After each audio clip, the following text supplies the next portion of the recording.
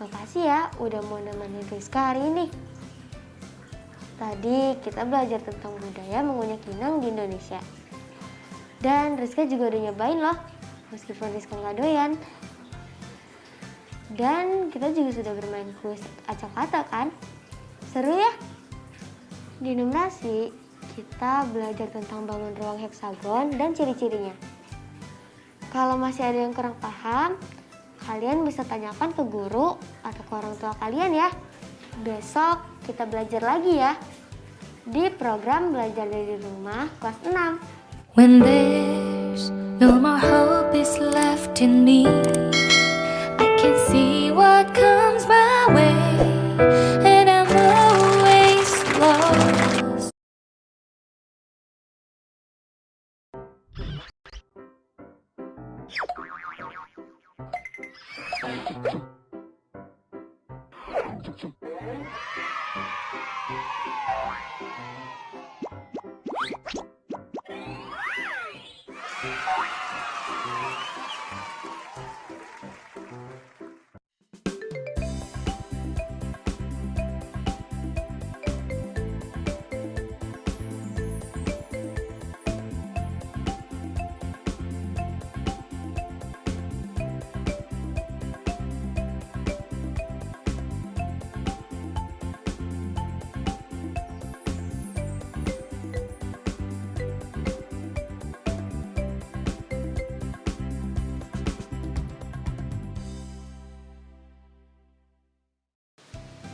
Gimana sih?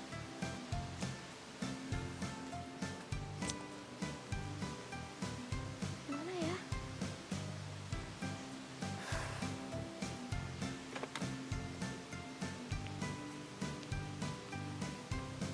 Halo, Mah. Mama sudah sampai mana? Oh, udah di jalan. Oke. Teman-teman sudah di sini. Aku udah gak sabar banget nih. Soalnya mamaku lagi menjemput nenekku di bandara. Aku memanggilnya Yangti, singkatan dari Eyang Putri. Nah, beberapa hari ke depan Yangti akan menginap di rumahku. Wah, pasti bakal seru nih. Soalnya sudah setahun lebih aku gak ketemu sama Yangti. Nah, nanti aku kenali kalian ke Yangti ya. Eyang Putri itu orang yang punya banyak sekali cerita dan pengalaman loh. Nanti kita bisa belajar banyak. Kalian masih inget kan cerita tentang Sirip Pinang yang kemarin dibacakan oleh Mbak Ratih? Nah, Yangti itu suka sekali loh mengunyah Sirip Pinang. Nanti kita tanya ya gimana rasanya. Soalnya aku penasaran banget. Dan kita juga akan bermain huruf acak. Di numerasi, kita akan mengamati anyaman noken. Nah, jangan lupa siapkan alat tulisnya dan bukunya ya. Dan jangan lupa juga untuk berdoa supaya ilmu yang kita dapat jadi bermanfaat. Itu kayaknya Mama dan Eyang Putri sudah sampai deh. Yuk!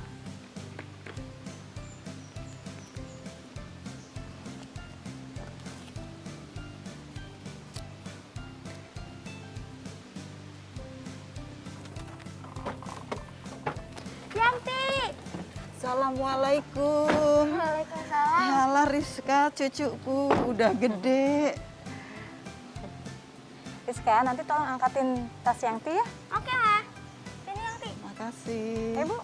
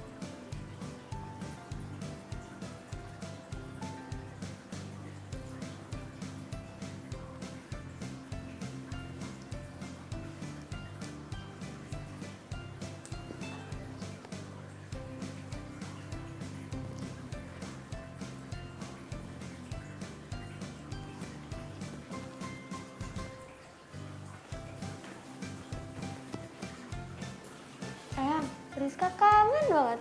Sama. Eyang juga kangen sekali. Kapan ya terakhir kita ketemu?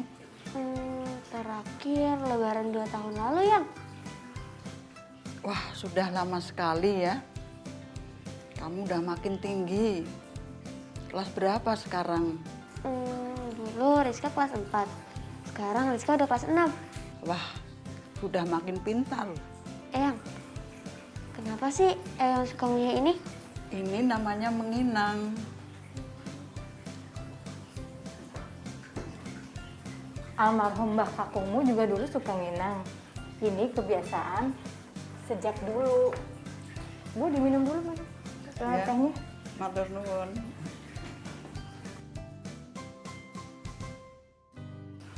Mah, lucu ya. Kalau habis makan pinang, giginya warna merah gitu. Iya, itu warna dari daun sirihnya. Eyang, fungsi menginang itu apa sih? Sirih dipercaya untuk menjaga kesehatan gigi dan sistem pencernaan. Karena mengunyah sirih dan biji pinang bisa memicu produksi air liur. Ini bisa memperkuat gigi Eyang. Biar nggak cepet ompong. Eyang kan udah tua. Mah, Rizka boleh coba menginang nggak? Mama sih boleh aja, tapi tanya dulu ke Yangti. Ini kan punya Yangti. Yangti, Rizka boleh coba menginang nggak? Boleh, tapi rasanya nggak kayak coklat ya. Yangti bisa aja. Nih, Yangti bikinin yang kecil ya.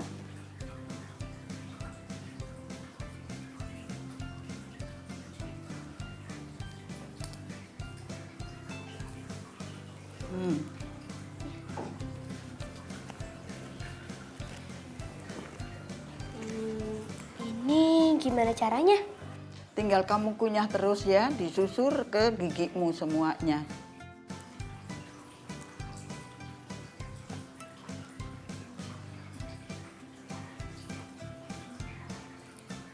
Beneran rasanya bukan kayak coklat. Tampangmu lucu banget deh.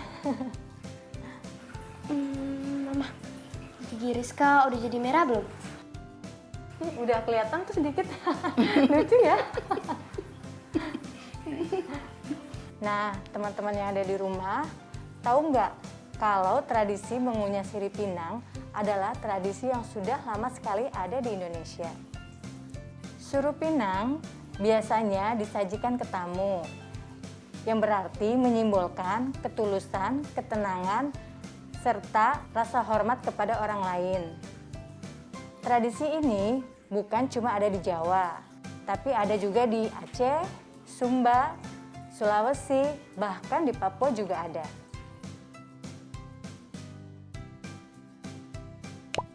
Di daerah lain, kegiatan mengunyah sirih pinang sebutannya berbeda-beda. Di Jawa, biasa disebut sebagai nginang. Ada juga yang menyebut sebagai nyirih dan nyusur. Di Sumba disebut sebagai hapa, sedangkan orang Batak Karo menyebutnya sebagai manbelo.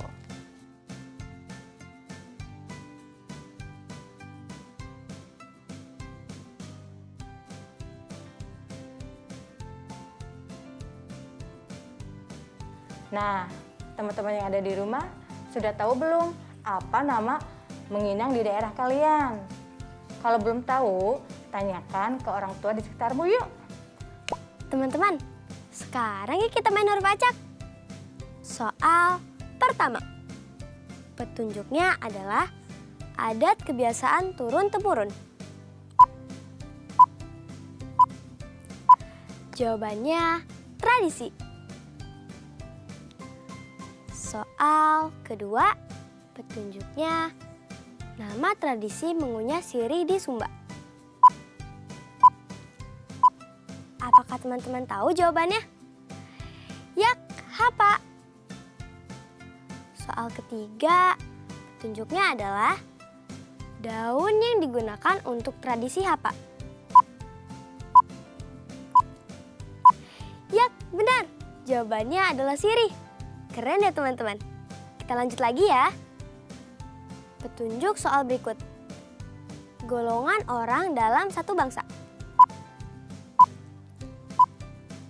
Jawabannya suku. Pasti kalian benar semua kan? Nah, petunjuk soal selanjutnya. Nama pulau tempat tradisi apa? Jawabannya Sumba. Petunjuk soal ke-6. Warna yang muncul setelah mengunyah sirip pinang. Pasti semua sudah tahu kan jawabannya? Ya, warna merah. Petunjuk soal selanjutnya adalah adat istiadat. Kalian tahu kan ini kata apa? Budaya. Betul sekali jawaban kalian. Petunjuk soal berikutnya, salah satu makna tradisi mengunyah sirih.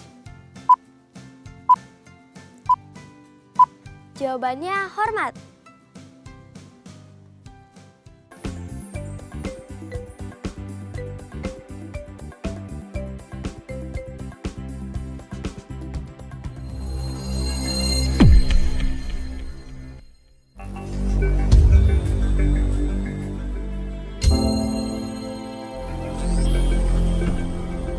Aku kangen sekolah. Aku kangen Bapak Ibu guru. Aku rindu kawan-kawanku.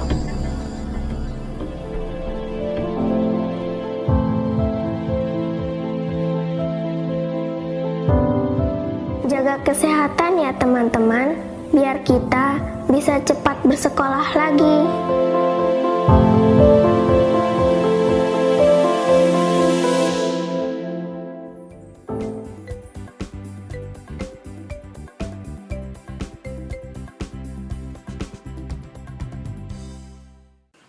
Rizka sayang, Iya, Mah. bisa tolong ambilkan tas koja punya mama? Tas koja itu apaan ya, Mah? Itu loh tas rajut yang dulu oleh-oleh dari Baduy. Oh, sebentar ya, Mah.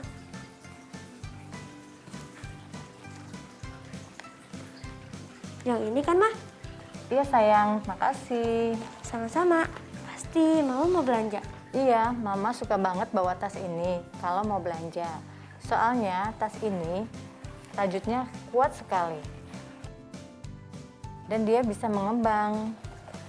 Jadi kalau belanja banyak bisa muat deh. Tas tradisional suku-suku di Indonesia kebanyakan rajutan ya, Mah? Betul sekali. Tas rajut ini dibuat dari kulit kayu pohon terap. Mah, lihat deh permukaan rajutannya. Kalau ditarik lebar, kelihatan bentuk bangunnya. Bangun ruang heksagon karena dia memiliki 6 sisi, 6 bucu, dan 6 garis simetrik.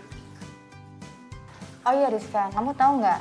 Kalau di Papua juga ada tas anyaman unik loh, namanya tas anyaman noken. Cara bawa tas anyaman noken dengan cara digantungkan di kepala.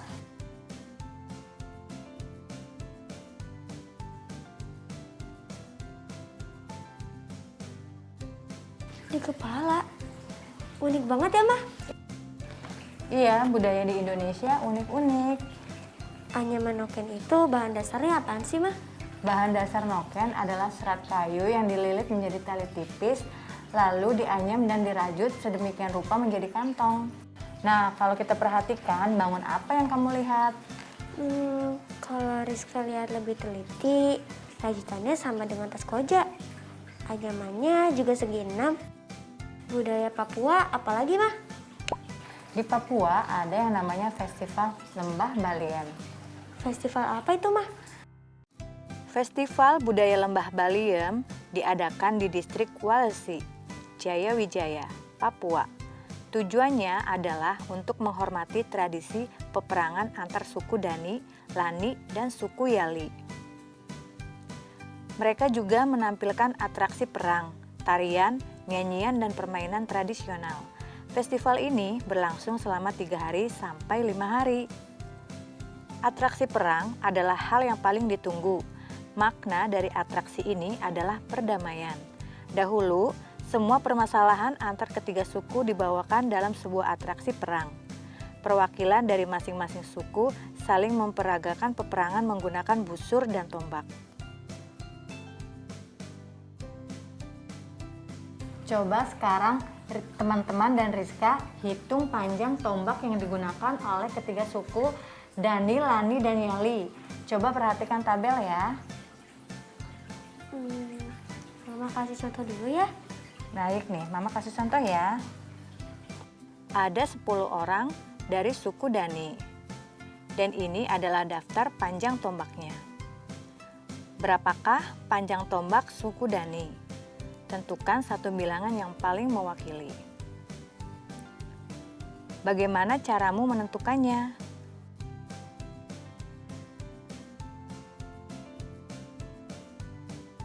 Yang tepat adalah kita menggunakan min.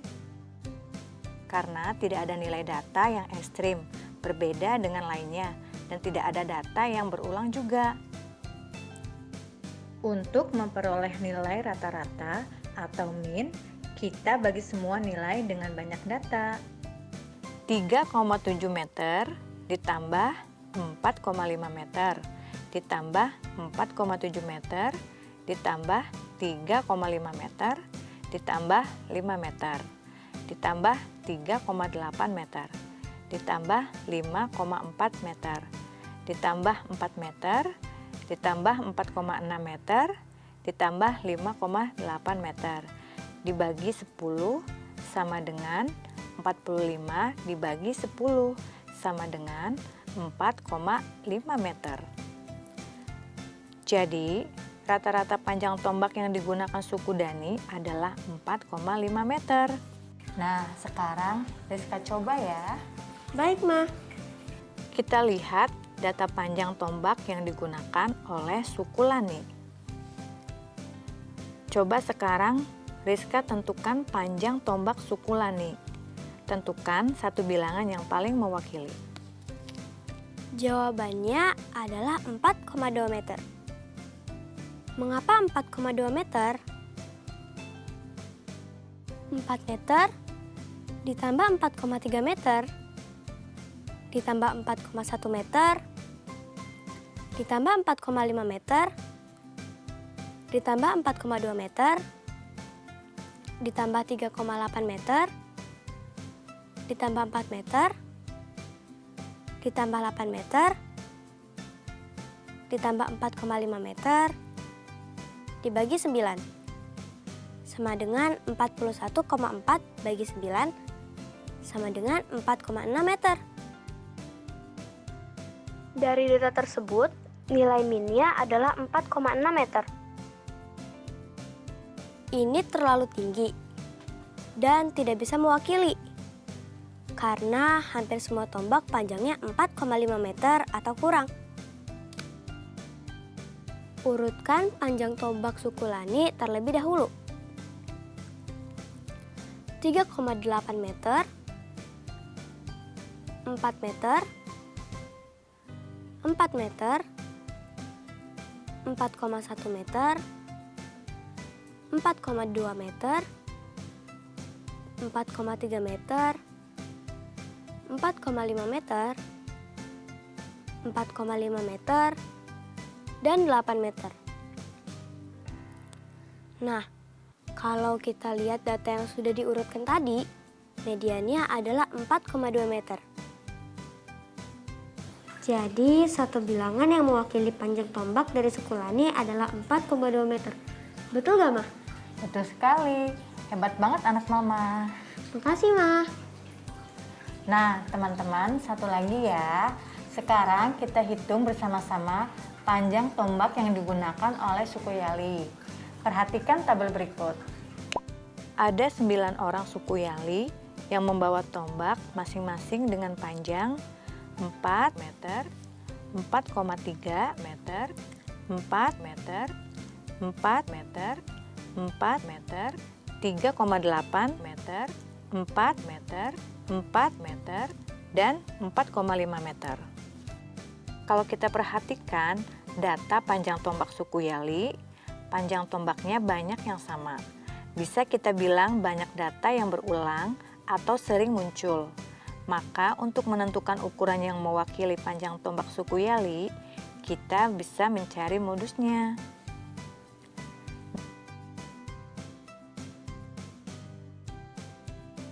Dari data tersebut terdapat 6 tombak yang memiliki panjang yang sama, yaitu 4 meter.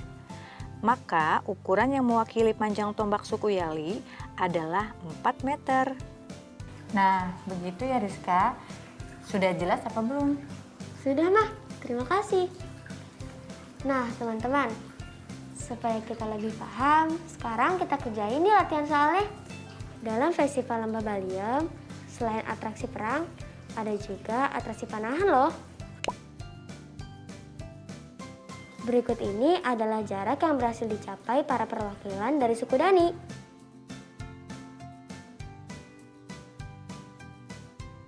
Sajikan data berikut ini dalam bentuk grafik batang ya.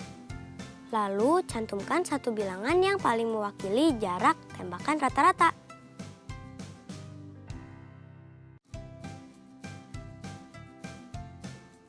Kerjakan di buku kerja kalian ya. Lalu tunjukkan ke orang tua dan ke guru kalian kalau sudah selesai. Kerjakan dengan percaya diri ya. Rizka, Mama mau pergi belanja dulu ya. Oh iya Mah, hati-hati ya. Kamu di rumah sama Yangti. Oke, Dadah. dah.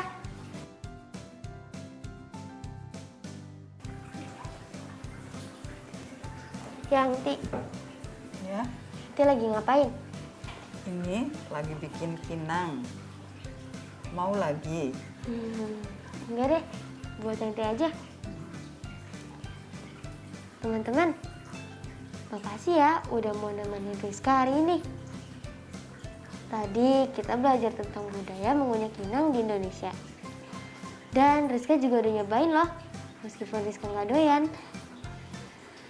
Dan kita juga sudah bermain kuis acak kata kan? Seru ya? Di numerasi, kita belajar tentang bangun ruang heksagon dan ciri-cirinya. Kalau masih ada yang kurang paham, kalian bisa tanyakan ke guru atau ke orang tua kalian ya. Besok kita belajar lagi ya di program belajar dari rumah kelas 6 di jam yang sama juga. Oh ya, kalian juga tetap belajar dari rumah ya, menjaga jarak, memakai masker, dan mencuci tangan supaya ikut mencegah penyebaran COVID-19. Yangti, ajar Rizka cara membuat pinang dong. Oh iya, gampang. Begini ya. Tetap belajar dari rumah ya teman-teman. Jaga jarak, rajin cuci tangan, dan pakai masker agar kita ikut mencegah penyebaran COVID-19. Sampai jumpa!